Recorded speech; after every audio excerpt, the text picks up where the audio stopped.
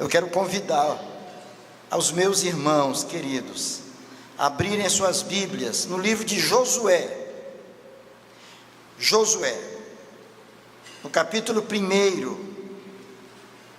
Josué, capítulo 1, nós vamos ler os versos 1 e 2. Josué, capítulo 1, versos 1 e 2.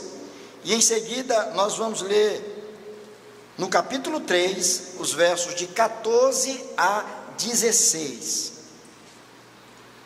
Capítulo 1 de Josué, versos 1 e 2, nos diz o seguinte: Sucedeu, depois da morte de Moisés, servo do Senhor, que este falou a Josué, filho de Num, servidor de Moisés, dizendo: Moisés, meu servo, é morto. Dispõe-te agora, passa este Jordão, tu e todo este povo, a terra que eu dou aos filhos de Israel.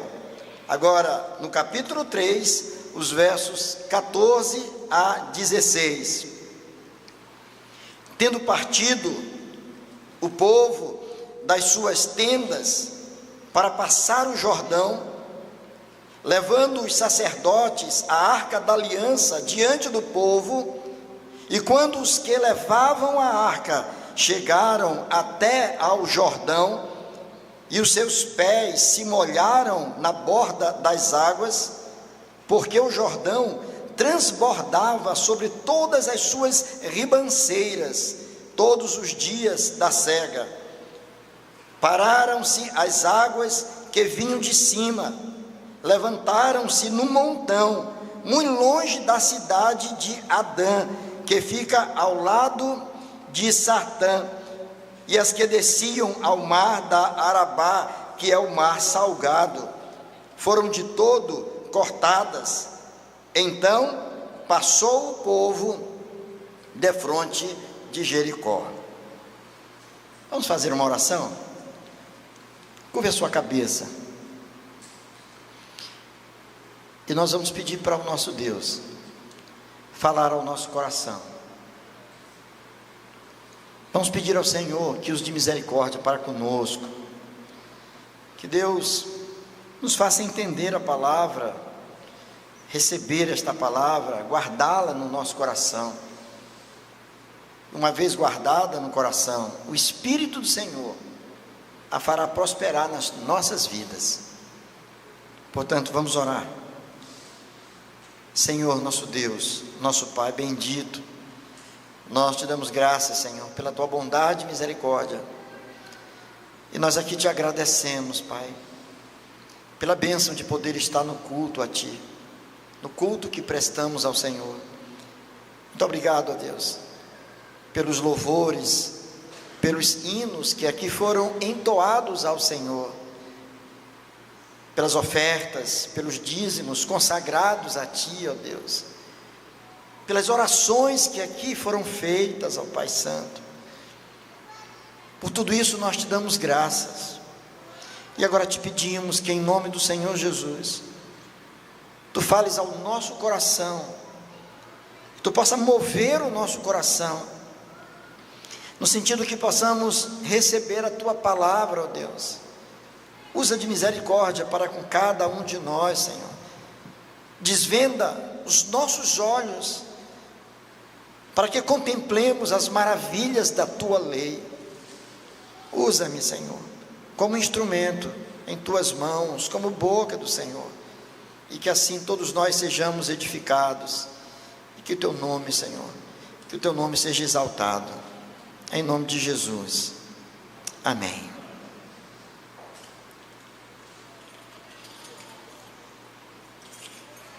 Queridos, alguém disse certa feita que viver é como descascar cebolas. Uma perspectiva muito pessimista da vida. Viver é como descascar cebolas. A cada camada que você tira da cebola, ela provoca choro, lágrimas, e até chegar ao final, muitas lágrimas são derramadas. E esse pensador pessimista percebe a vida dessa forma, por conta, naturalmente, das dificuldades, dos problemas, das situações aflitivas que a vida prepara muitas vezes para nós. E na verdade, meus irmãos, todos nós, independentemente de qualquer fator, todos nós estamos igualmente sujeitos a passar por dificuldades. E nós aprendemos que Deus é especialista em abençoar seus filhos, em ajudá-los, especialmente nos momentos aflitivos, nos momentos de dificuldade. E é justamente nessas circunstâncias que muitas vezes nós não compreendemos a palavra que o Senhor direciona a nós. A orientação que Deus nos dá nem sempre é aquela que nós gostaríamos de ouvir. E nós ficamos sem compreender perfeitamente. E eu já disse aqui reiteradas vezes que nós não precisamos entender tudo para obedecer a Deus. Precisamos obedecê-lo, mesmo quando não compreendemos o porquê passamos por determinadas situações ou porque o Senhor está dirigindo a nós a sua palavra. Esse texto fala de um momento muito importante na vida do povo de Israel. O povo de Israel, depois de 4 séculos, um pouco mais de 4 séculos, no Egito, sofrendo, passando dificuldades, enfrentando humilhação e luta, clama ao Senhor. Eles oram a Deus, eles pedem a Deus que se apiede deles, que tenha misericórdia. Eles não estavam mais suportando toda aquela situação. E Deus, Ele ouve o clamor do seu povo. Deus ouve as orações que são feitas pelo seu povo. E Ele levanta um líder, um libertador, Moisés. E aquele povo sai do Egito de forma extraordinariamente bela. E eles começam uma caminhada pelo deserto. 40 anos se passam caminhando ali. E agora eles chegam ao final daquela caminhada, já perto de tomar posse da terra que pertencia a eles por promessa. Desde que o Senhor Deus chamou Abraão, separando-o lá de Ur dos Caldeus, quando disse a ele: sai da tua terra e da tua parentela e vai para a terra que eu te mostrarei, e lá tu serás uma bênção. O povo estava agora muito próximo, aquela grande bênção estava agora mais perto do que nunca. Era um momento de festejar, era um momento de tomar posse, de abraçar a bênção que Deus havia já reservado para eles. Mas algo que eles não esperavam aconteceu. Algo que eles não esperavam aconteceu. Só um minutinho, eu queria pedir a um diácono que não colocasse a palheta nessa direção, porque o vento está certinho aqui em mim, vai me trazer problema na fala. Eles não esperavam por um problema ali. Que problema foi? O primeiro deles, eles encontraram um obstáculo. Para chegar na terra prometida, eles encontraram um obstáculo. E que obstáculo foi esse? O rio Jordão. Ele estava cheio. E eles não poderiam atravessar, não havia um barco muito grande para que eles pudessem atravessar o Rio Jordão. Um outro problema aconteceu. O líder deles havia morrido, Moisés tinha morrido. E Deus havia levantado uma outra pessoa, Josué. E o Senhor aparece a Josué e diz: não te mandei eu, ser forte e corajoso, não temas nem te espantes, porque o Senhor teu Deus é contigo por onde quer que andares.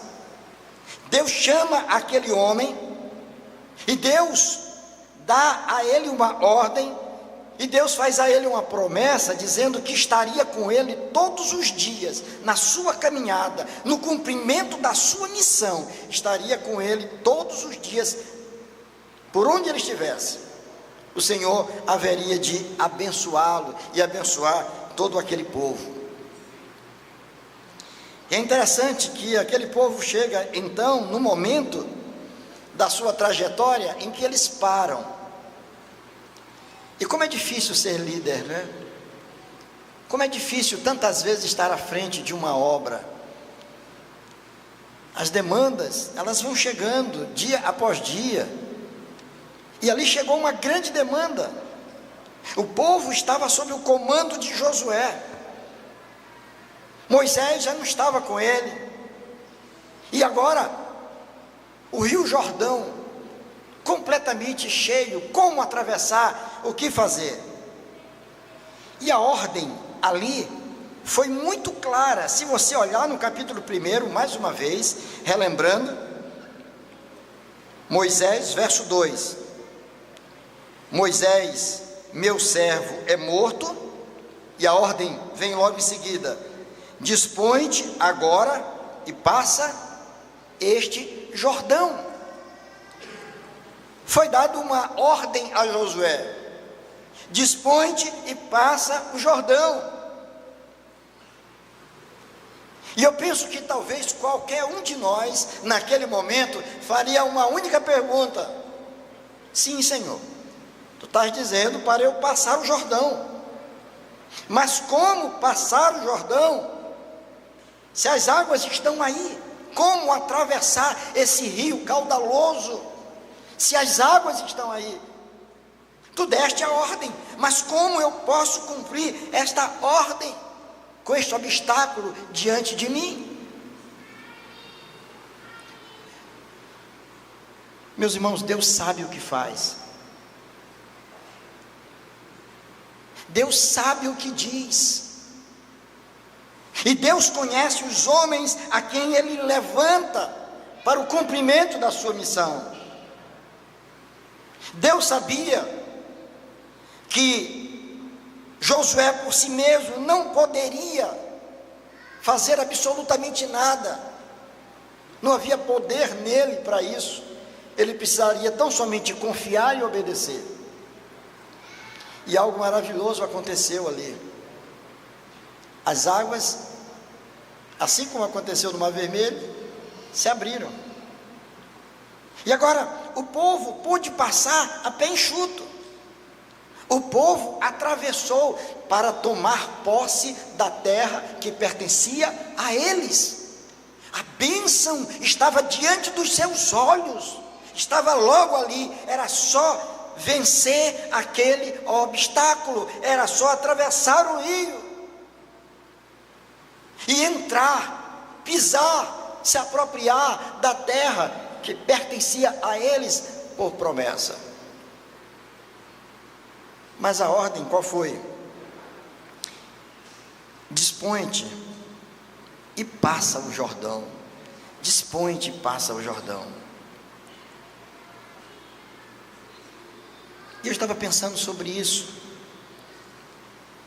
Que lições nós poderíamos tirar para as nossas vidas acerca dessa experiência de Josué com aquele povo? Que lições nós poderíamos trazer para nós, para a nossa vida aqui, diante das situações que nós enfrentamos? Você, meu irmão, como chefe de família, você, minha irmã, como uma dona de casa, como alguém que tem tantas responsabilidades, além do seu trabalho que você já enfrenta, das lutas que você enfrenta lá fora, tendo que enfrentar problemas também dentro de casa. Você que é estudante, que está passando por uma fase de grande desmotivação, quem sabe, não se sente preparado, disposto a continuar um curso que você tanto desejou fazer, e agora, como continuar, como enfrentar as lutas? Mas de repente o Senhor olha para nós e vem com uma mensagem dizendo: dispõe-te e passa o Jordão. O obstáculo está lá, mas vai, passa. Muitas coisas você não pode fazer, mas aquilo que você não puder fazer, eu farei por você. Compete a você tão somente obedecer. O que Josué precisava fazer era tão somente confiar no Senhor, na palavra daquele que estava falando com ele, e obedecer irrestritamente aquela ordem: dispõe-te, te dispõe, te levanta, te anima, coloca-te de pé e passa o Jordão. Não te impressiones com o obstáculo, mas vai adiante, olha para frente, caminha firme, deixa que o mais eu farei.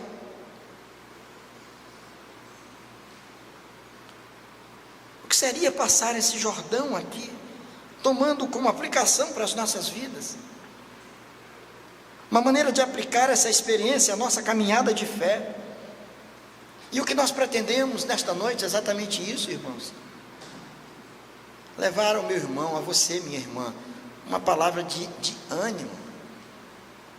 Você foi separado por Senhor, você foi chamado pelo Senhor, transformado pelo Senhor, e você neste mundo tem enfrentado lutas, dificuldades, você tem passado por aflições, mas Deus continua falando para você: olha, eu estou contigo. O Senhor disse isso antes de ser assunto aos céus: eis que estarei convosco todos os dias, até a consumação dos séculos. Deus havia falado para Josué: estarei contigo por onde quer que andares. Passar o Jordão aqui chega a mim, sabe como, irmãos? E eu quero compartilhar com vocês. Passar o Jordão é enfrentar os obstáculos com determinação. Aquela ordem representava exatamente isso, que nós precisamos enfrentar os obstáculos que a vida coloca para nós, apresenta para nós, enfrentá-los com determinação, sabendo em quem nós temos crido, esperando nesse Deus sempre e a cada dia, confiando nele de todo o coração, sabendo que o Senhor não falha nas suas promessas. Aquele povo precisava voltar atrás e se lembrar daquilo que havia acontecido. Lá em Êxodo, no capítulo 3, no verso 7, por exemplo, o Senhor diz: certamente vi a aflição do meu povo. Certamente vi. É o próprio Senhor dizendo: eu acompanho o meu povo, eu chamei esse povo, estabeleci com eles uma aliança eterna, e eu não fiz isso para abandoná-los no meio do caminho. Eles não serão abandonados, esse povo não será abandonado jamais, porque Deus estabeleceu com eles uma aliança. E ele diz: olha, eu vi a aflição do meu povo.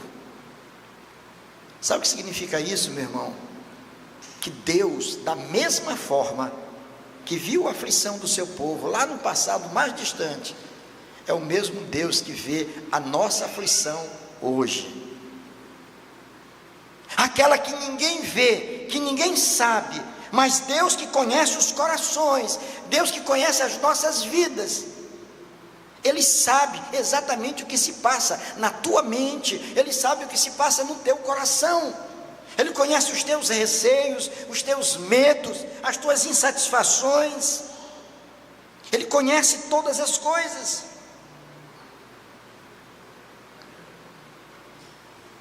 O salmista, no Salmo 34, no verso 19, ele vai dizer algo que nos ajuda muito a compreender um pouco a nossa caminhada de fé em relação a tudo isso. Ele diz que muitas são as aflições dos justos. Olha só. Muitas são as aflições daqueles que foram contemplados com a graça de Deus. Muitas são as aflições daqueles que professam fé em Cristo Jesus. Todos nós passamos por isso. E o texto diz: muitas são estas aflições. O salmista, ainda no Salmo 119, no verso 71, ele diz: foi-me bom ter eu passado pela aflição, para que aprendesse os teus decretos. Ele viu naquilo uma providência de Deus. Foi-me bom ter passado por aquela situação aflitiva. Eu não entendi na hora, mas o Senhor estava comigo. Então o que nós precisamos entender aqui é de que Deus, assim como foi com Josué, é o Deus que continua sendo com o seu povo nos nossos dias também. Passar o Jordão para ele foi um grande desafio, algo humanamente impossível diante das circunstâncias. Mas essa lição chega a nós, trazendo verdade tão grandiosa, que passar o Jordão é enfrentar os obstáculos com determinação. É enfrentar acreditando que nós não estamos sozinhos. É acreditar que Deus te contempla na tua fraqueza. Você não é um super-homem, você não é um super-crente, você é um ser humano, que tem limitações, e que tem limites estabelecidos na tua trajetória.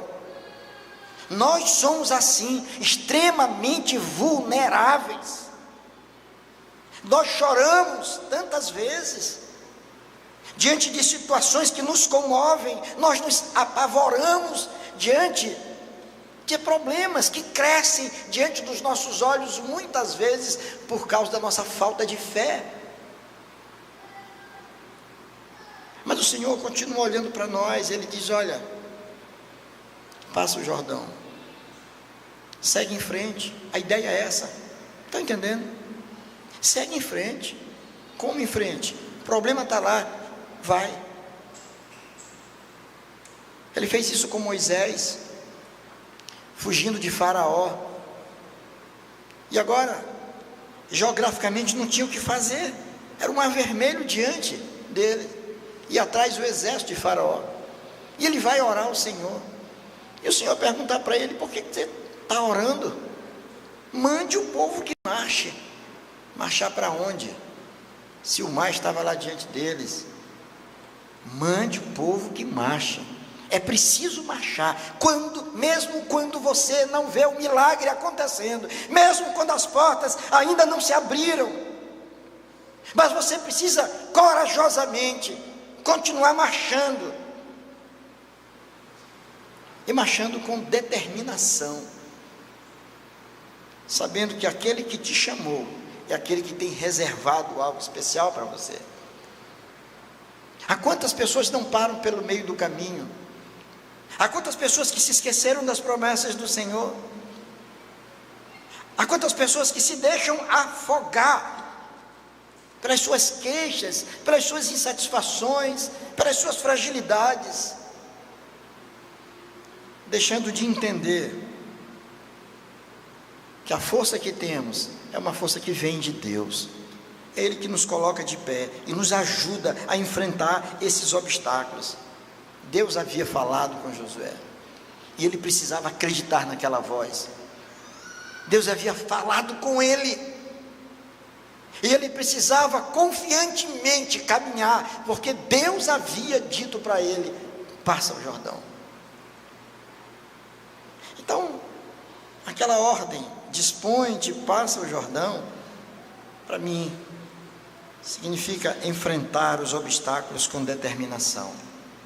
Mas não somente isso, passar o Jordão é conviver também com as manifestações extraordinárias de Deus,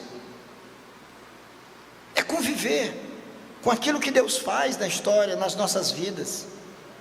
É voltar os nossos olhos para o passado mais distante e lembrar os grandes feitos do Senhor. Josué estava diante de um povo que tinha sido fruto de um resgate maravilhoso, de uma obra extraordinária da parte de Deus. Afinal de contas, para sair do Egito, 10 pragas vieram contra os egípcios. E aquele povo foi alcançado pela proteção de Deus. As pragas vinham contra aqueles ímpios que não conheciam ao Senhor. Mas o povo de Deus que estava em Gósen, eles eram protegidos, guardados. Deus não permitia que aquelas pragas os alcançassem. Que coisa maravilhosa, que coisa extraordinária é a gente poder contemplar os grandes feitos de Deus. Como se isso não bastasse, aquele povo passou pelo Mar Vermelho a pé enxuto e testemunhou a morte dos soldados de Faraó, quando o mar se fechou em cima deles. Deus os libertando da fúria do inimigo. Coisas maravilhosas o Senhor estava fazendo no meio daquele povo. Ainda caminhando no deserto, no meio do nada, eles viram água sair da rocha. Impossível, algo absolutamente impossível. Mas o Senhor fez com que da rocha brotasse água. Mais ainda, eles se queixaram por falta de alimento, e o Senhor fez com que do céu caísse um maná. Todos os dias o maná caía dos céus para alimentar aquele povo. Quantas coisas maravilhosas aconteceu, irmãos. E agora o Senhor está dizendo: Josué, passa o Jordão. E passar o Jordão é aprender a caminhar com esse Deus que faz milagres, com esse Deus para o qual não há nada impossível, com Deus que olha para nós com olhar de misericórdia. E quando já não há nada o que fazer, quando nós estamos a ponto de desistir, é Ele que nos soergue, que nos coloca de pé, que faz com que portas se abram, muros caiam, simplesmente para que nós sejamos contemplados com a sua graça e com a sua bênção. O povo de Deus é um povo que convive com milagres, com coisas extraordinárias acontecendo.